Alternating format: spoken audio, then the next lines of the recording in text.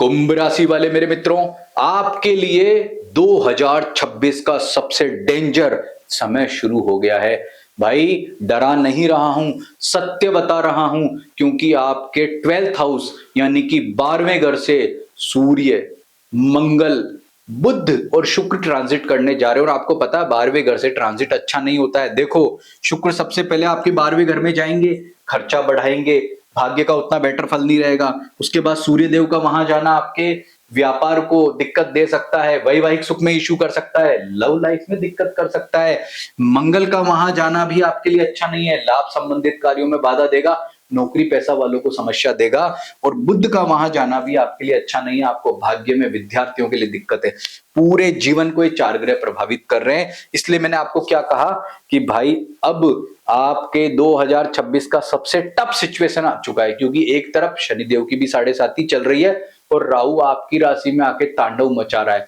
1 महीने तक कुंभ राशि वाले व्यक्तियों सावधान हो जाना। 1 महीने तक डरा नहीं रहा हूं, जानकारी दे रहा हूं, लेकिन इनके उपाय भी बताऊंगा। और एक बात और बताऊंगा कि सभी कुंभ राशि वालों को डरने की जरूरत नहीं है। किनको ज्यादा डरना है और इनको कम डरना है, ये भी मैं बताऊंगा। और हो सकता है किसी को बिल्कुल ही कोई दिक्कत ना हो, तो पूरा वीडियो देखना। अभी तक आपने हमारे चैनल को सब्सक्राइब नहीं किया तो कर लो। फेसबुक पेज पर देख रहे हो ना, तो हमारे पेज को तुरंत फॉलो कर लो और लाइक भी करना, हाइप भी करना। और एक इंफॉर्मेशन आपको और बताता हूं, हमने अपना पॉडकास्ट चैनल भी शुरू किया है।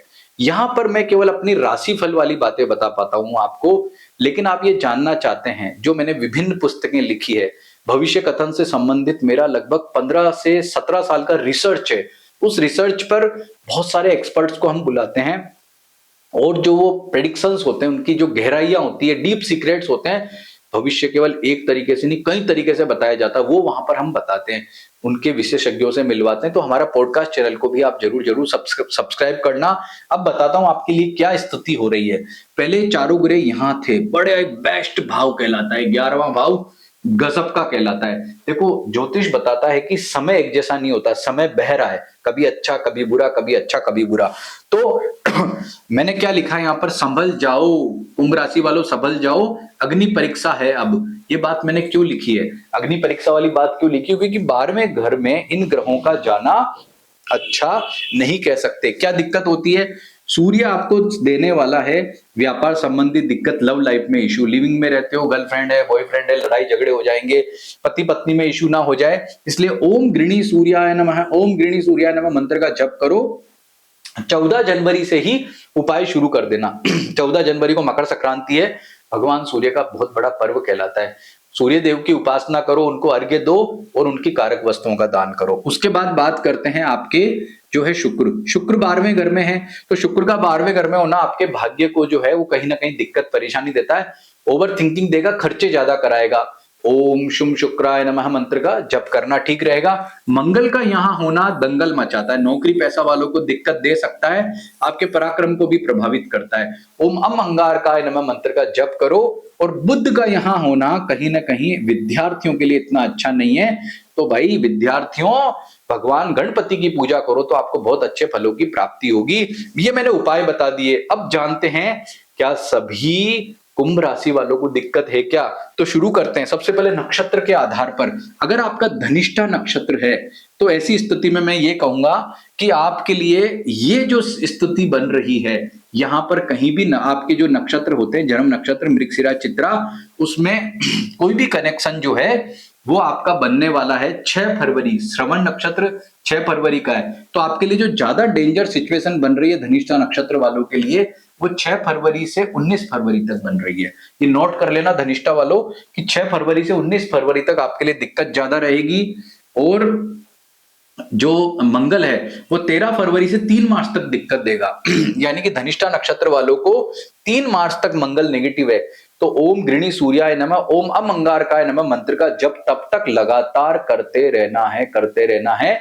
ये 2 ग्रह ज्यादा दिक्कत दे रहे हैं, और इनकी कारक वस्तु लाल वस्त्र, मसूर की दाल, गुड़, गेहूं, तांबे का बर्तन इत्यादि का दान भी करते रहो तो ज्यादा अच्छा है। फिर देखते हैं शतभिषा नक्षत्र वालों को। तो शतभिषा वालों की स्थिति कोई ज्यादा इश्यू नहीं है, इन नक्षत्रों से कोई कनेक्शन नहीं है, तो इस महीने तो कोई दिक्कत नहीं है। अगले महीने आएगी तब की बात तब करेंगे, लेकिन इस महीने आपके लिए जो यहाँ डेंजर बताया वो स्थिति उतनी खराब है। ऐसे ही पूर्वा भाद्रपद नक्षत्र वालों की स्थिति भी रहेगी कि इन नक्षत्रों से उनका कनेक्शन नहीं है, तो अगले महीने जब आपको दिक्कत आएगी ग्रहों से संबंधित तब उसकी बात करेंगे। तो हमने क्या देखा कि धनिष्ठा नक्षत्र वालों को ज्यादा जो है थोड़ा सा संभल करके रहना होगा। कब रहना होगा उनकी डेट्स भी बताई कि 6 फरवरी के बाद और मंगल 13 फरवरी के बाद दिक्कत देगा। और ये जो बुध और शुक्र है, ये दो ग्रह आपके लिए बहुत अच्छी सिचुएशन क्रिएट कर रहे हैं। अब जानते हैं आपका लग्न के आधार पर प्रेडिक्शन।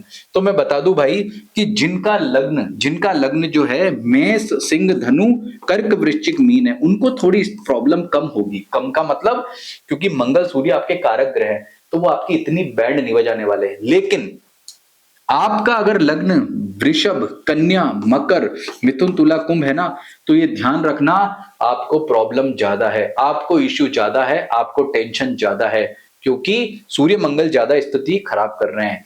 तो भाई इन ग्रहों का उपाय करते रहो, दान करते रहो, सूर्य भगवान को अर्घ्य देते रहो, और मकर संक्रांति से स्टार्ट कर लो। गुप्त नवरात्र आते आ रहे हैं, उनमें भी इन ग्रहों का उपाय करोगे तो और ज्यादा अच्छे फल मिलेंगे। अब भिन्न अष्टक वर्ग पर इसको समझो कैसे। ये चारों ग्रह का भिन्न अष्टक वर्ग में जाकर के देखो ये वहां कितनी रेखाओं पर बैठे हुए हैं। कैसे देखते हैं, कैसे चेक करना है, तो उसका आपको तरीका बताता हूं। देखो उसमें क्या होता है कि प्रत्येक ग्रह का अलग अलग अलग अलग भिन्नाष्टक वर्ग होता है। जाकर के सूर्य के भिन्नाष्टक वर्ग में देखो कि 10 नंबर यानी मकर राशि में कितनी रेखा पर है। अगर ये सारे ग्रह यहाँ पर 0 या 1 या 2 रेखा पर है तो समझ लो वो आपको नुकसान इतना नहीं करेंगे। लेकिन यही ग्रह अगर आपके 6 7 या 8 रेखा पर है तो भैया पक्की बैंड बजाने वाले हैं आपकी।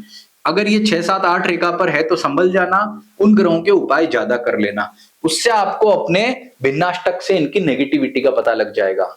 तो मैंने पहले कॉमन राशिफल बताया, फिर आपको इसका जो है वो कैसे इसको व्यक्तिगत बनाया जाता है उसका तरीका बताया। जानकारी अच्छी लगी है ना, तो वीडियो को लाइक भी करना, हाइप भी करना, और हमारे चैनल को सब्सक्राइब भी करना, और पॉडकास्ट चैनल को भी जरूर जरूर सब्सक्राइब करके जाइए। जो भी आकाश में कोई ग्रह आपके लिए नेगेटिव पॉजिटिव होगा, आपके जीवन को प्रभावित करेगा, तो सबसे सटीक और अच्छी जानकारी हमारा चैनल आपको बताएगा, इस बात की मैं आपको देता हूं गारंटी।